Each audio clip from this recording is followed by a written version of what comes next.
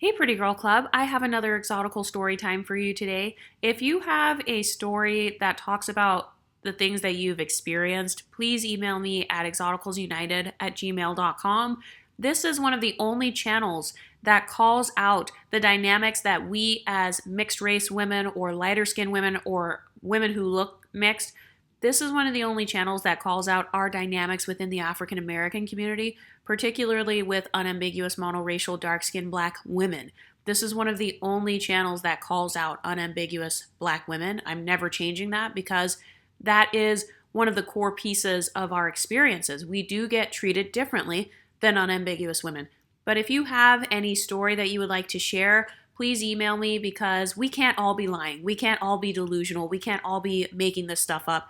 And now that the channel has reached 14,000 subscribers, the Exoticals are clearly uniting, and the channel's growing every day, so it's really important for us to get our stories heard. But let's go ahead and get into it. She says, "Hey Exoticals United, I have listened to a few of your videos and I hear you talk about the gaslighting that us Exoticals receive from black women.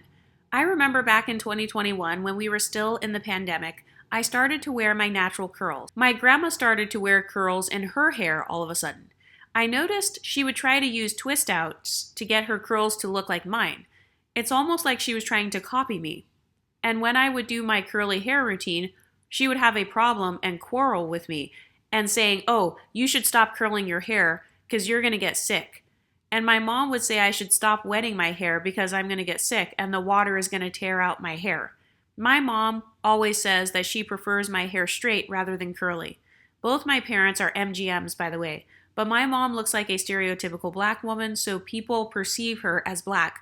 While my dad, on the other hand, he looks like a stereotypical mixed guy, and he has an Indian textured hair, and he could pass for a fully Indian guy. When my dad would compliment me on my beauty and say he's so happy to have a beautiful daughter like me, my mom would say I am pretty, but not that pretty. Yeah, it's giving extreme jealousy. It's giving extreme hair texture jealousy. I've noticed that in the black community, there's an obsession with tying your beauty to having a looser hair texture. So types 1, 2, and 3. I've noticed that if you have a hair type that is anywhere in that range, or if you can make your hair look like it is somewhere in that range, I notice that it triggers people's jealousy. Some people are jealous if you have a versatile beauty. So they're jealous if you can wear your hair straight, you can look good with it curly, you can look good in a braid out, twist out, or a stretched hairstyle. I've even seen women try to shame women for stretching out their curls. And it's like, okay, us stretching out our curls as mixed women, we're doing it for the same reason that unambiguous black women do it, to change up the hairstyle,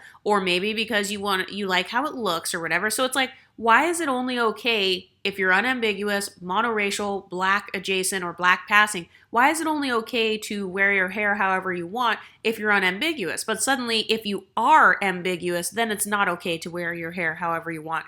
I've noticed that a lot of people get triggered when you step outside of the beauty box that they put you in. Because you said you kind of wear your hair straight and like your mom says she prefers it straight rather than curly. That is actually one of the main comments that people make when they want you to go back to looking how you were. And I've noticed that sometimes people do this because they are threatened by versatility. I've noticed that's actually one of the main things that monoracial people get jealous over when it comes to mixed race people or people who look mixed.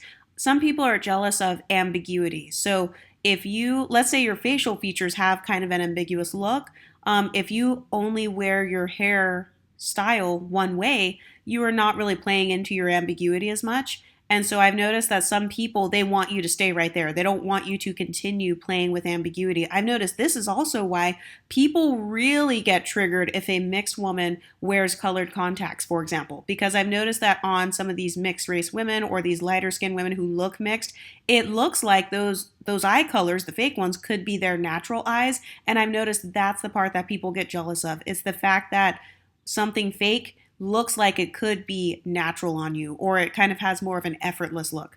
But anyway, let's continue. She said, "Both my parents are MGMs, by the way, but my mom looks like a stereotypical black woman, so people perceive her as black, while my dad, on the other hand, he looks like a stereotypical mixed guy, and he has Indian textured hair, and he could pass for a fully Indian guy.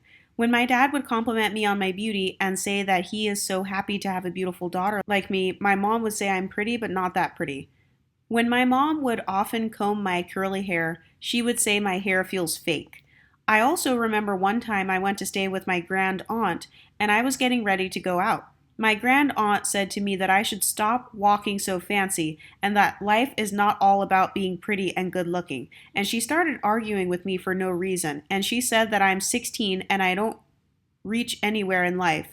And mind you, I know that there's more to life than just being pretty. Yep, this is another humbling tactic that people use against you when you are beautiful. They will say things like, well, life isn't all about beauty. No one's jealous of you. Nobody else is thinking about your beauty. Nobody cares if you think you're pretty. Nobody cares. And they're trying to make it, they're trying to downplay it because they are hoping that you don't have a strong sense of confidence. They don't want you to see your own beauty as being important. They don't want you to feel like you liking how you look is important. They want you to not care about how you look. They want you to be careless with your looks so that you don't have as much access to pretty privilege.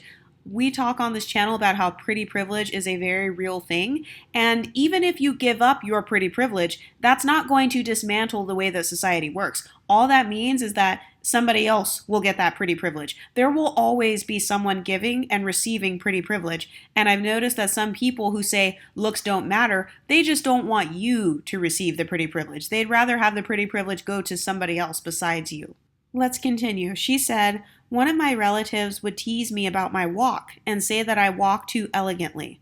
I remember I was having a conversation with my older cousin about teenage crushes, and she asked what type of guys I like, and I said I like any guy, it doesn't matter their race. My cousin said that I don't have to marry outside of my race, and she doesn't believe in that. I also remember one time I also asked her to do my hair, and she said that my hair is not like her hair at all, so I'll have to do it. It is wet with water and then it will curl back up. And then she rolled her eyes when she said it. Yeah, it just sounds like a typical hair texture jealousy. This happens a lot. If someone is insecure about their hair texture, they want you to have the same insecurity about yours. So it's the same thing with Beyonce, like how she apparently could have had type 4 hair before, but she has relaxed it and grown it down to her hips, if you look at the pictures. And people are trying to come for her. People are trying to say that, like, oh, it's only grown that long because she put chemicals on it and stuff. But it's like, at the end of the day, it's your hair. You have the right to enjoy your beauty however you see fit. You have the right to downplay certain features about yourself or play up certain features about yourself. So that is your right. But what do you ladies think? Let me know in the comment section and I'll talk to you next time. Stay pretty, ladies.